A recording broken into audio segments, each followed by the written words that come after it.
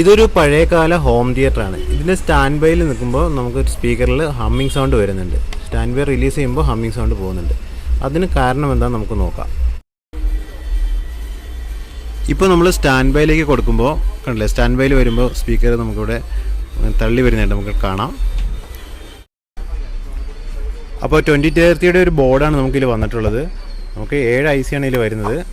അപ്പോൾ അതിൻ്റെ നമ്മൾ ഓഡിയോ മ്യൂട്ട് ചെയ്യുന്നതിനായിട്ട് ഇവിടെ നമുക്കൊരു ട്രാൻസിസ്റ്റർ കൊടുത്തിട്ടുണ്ട്. അപ്പോൾ ആ ട്രാൻസിസ്റ്ററാണ് ഇതിൻ്റെ മെയിനായിട്ടുള്ള കംപ്ലൈൻ്റ് ആയിട്ട് വരുന്നത്. അപ്പോൾ നമ്മൾ ട്രാൻസിസ്റ്റർ ഊരി എടുത്തിട്ടുണ്ട് കേട്ടോ. അപ്പോൾ തുരുമ്പെടുത്തിട്ട് എൻ്റെ കാലൊക്കെ കട്ടായി പോയിട്ടുണ്ട്, നോക്കിയാൽ കാണാം. അപ്പോൾ അതാണ് ഇതിൻ്റെ കംപ്ലൈൻറ്റ്. നമുക്ക് ഈ ട്രാൻസിസ്റ്റർ മാറ്റിയിട്ട് നമുക്ക് സെറ്റ് ചെയ്യാം. കൂടെ നമുക്കൊരു USB ബോർഡും കാര്യങ്ങളൊക്കെ പിടിപ്പിക്കാനുണ്ട്. കസ്റ്റമർ അതിന് വേണ്ടി തന്നിട്ടുള്ളതാണ്. ഇപ്പോഴുള്ള ഹോം തിയേറ്ററുകളിൽ നമുക്ക് SMD ആണ് വരാറുള്ളത്. അപ്പോൾ പഴയ മോഡൽ ഹോം തിയേറ്ററിൽ ഇതാ 8050 ട്രാൻസിസ്റ്ററാണ് കേട്ടോ വന്നിട്ടുള്ളത്.